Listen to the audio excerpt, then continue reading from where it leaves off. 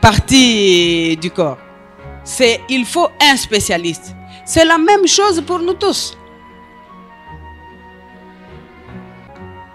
Et même pour le pays. C'est la même chose.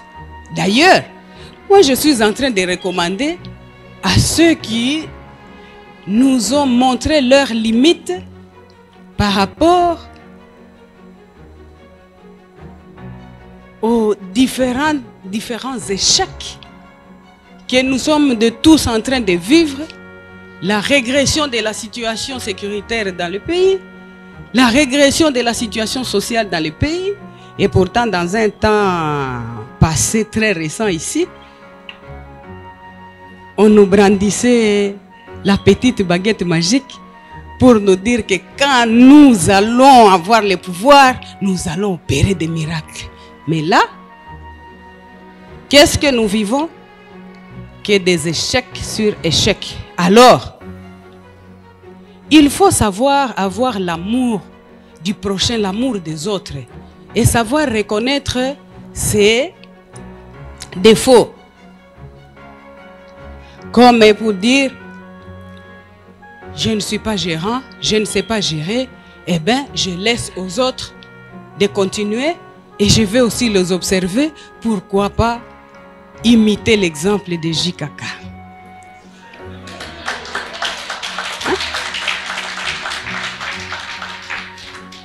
Souvent, on entend, on nous envoie des messages.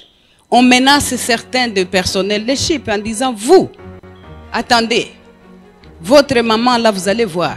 Donc, au Kanga hôpital, ouana.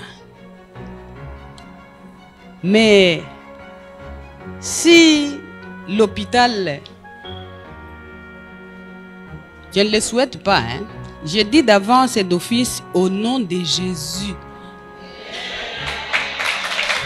Quelque part, s'il arrivait que par malchance cet hôpital soit détruit, franchement, entre nous, qui va en souffrir plus? C'est la population, ce sont nos patients, ce sont les malades que vous traitez.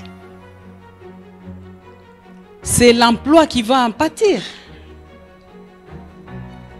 Ce sont des familles entières qui risquent de se retrouver dans une mauvaise posture. Alors vous qui nous menacez, s'il vous plaît,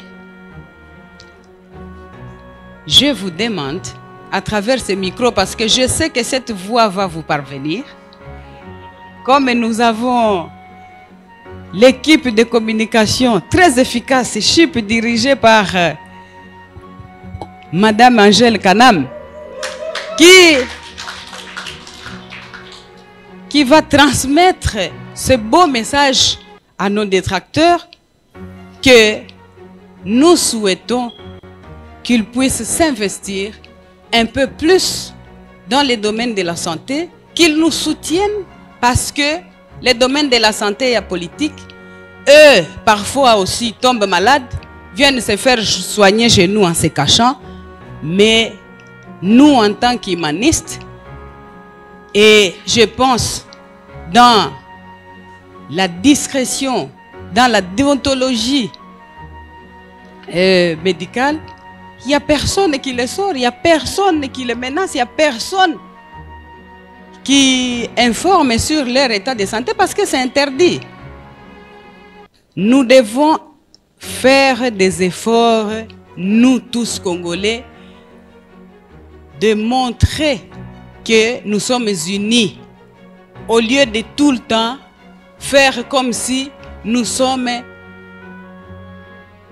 des ennemis, même quand il ne s'agit pas de combats politiques que moi je traite et je juge d'inutiles, hein?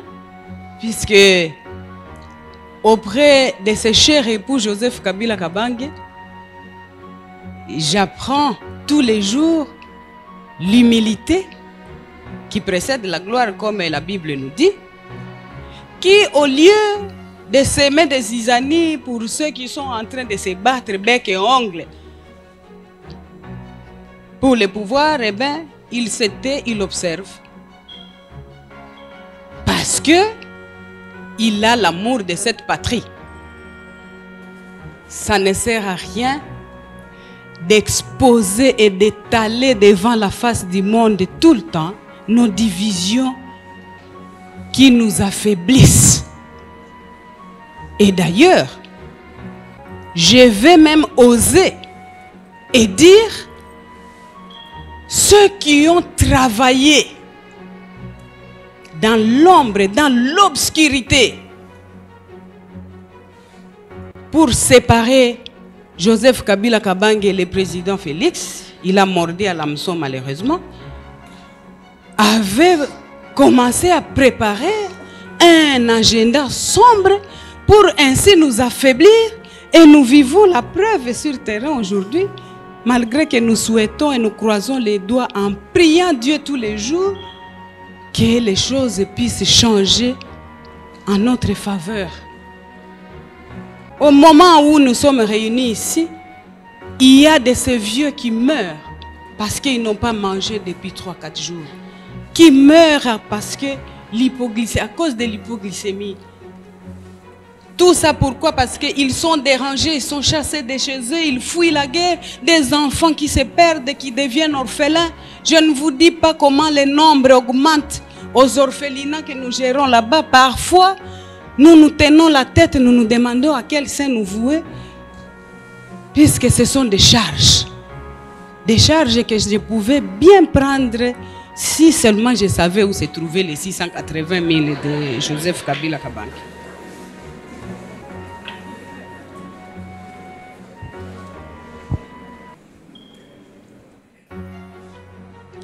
J'entends tout le temps des gens crier, le président Kabila, il a 680 000 $ par mois. Ah, le président Kabila, il a voilà. D'ailleurs, on vient de supprimer ça, il n'aura plus.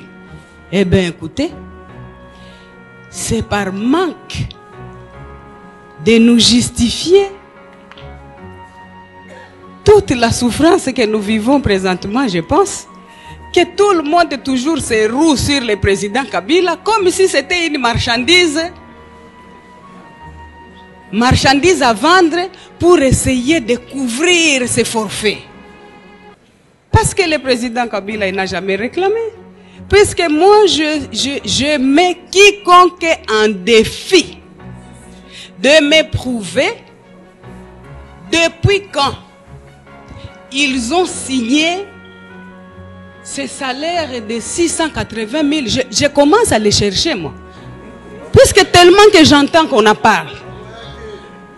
Je commence à les chercher. Je mets quiconque en défi de me prouver, de me produire les documents, par exemple, depuis 2020, de me produire les documents où on a signé ce salaire de 680 000 que mon époux aurait reçu. Quel nenni? Rien. Mais il n'a jamais réclamé. Il n'a jamais fait mention.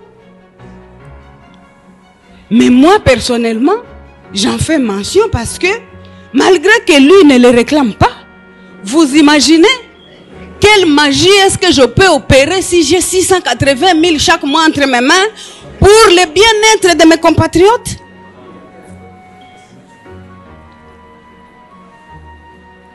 Je pense que je vais,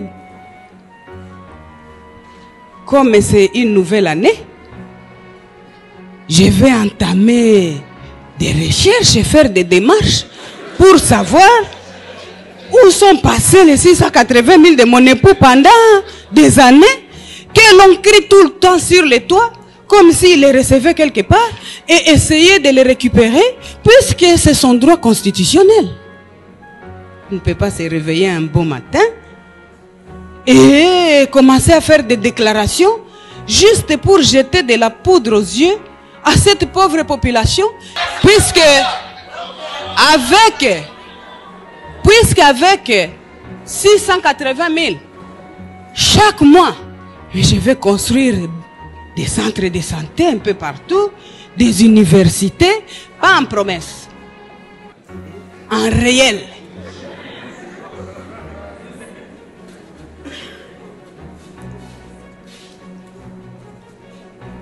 Peuple congolais, aimons-nous les uns les autres. Soyons solidaires. Mes chers frères et sœurs,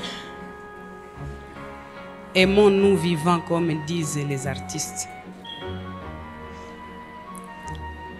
Et il vaut mieux produire des preuves d'amour comme ce que Chypre produit comme preuve d'amour en recevant tous les malades, les traiter, les soigner d'abord avant de leur demander l'état de leur poche. Aimons-nous les uns les autres, puisque c'est seulement dans la cohésion que nous saurons vaincre tous les ennemis qui nous envient.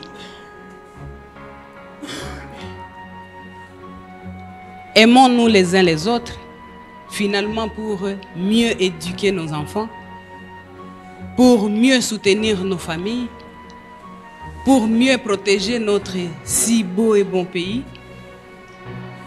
et pour mieux évoluer dans nos vies personnelles. Mon Dieu, j'ai fait un constat amer. Tout le monde dernièrement ne pense qu'à créer des partis politiques. Y aurait-il personne qui pense à créer des entreprises et ainsi donner des emplois au peuple congolais?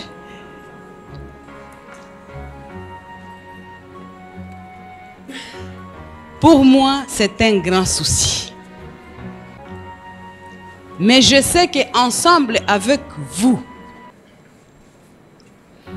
dans les soucis d'atteindre ces seuils d'une vie décente pour tous, derrière la vision de Joseph Kabila Kabange, nous y parviendrons.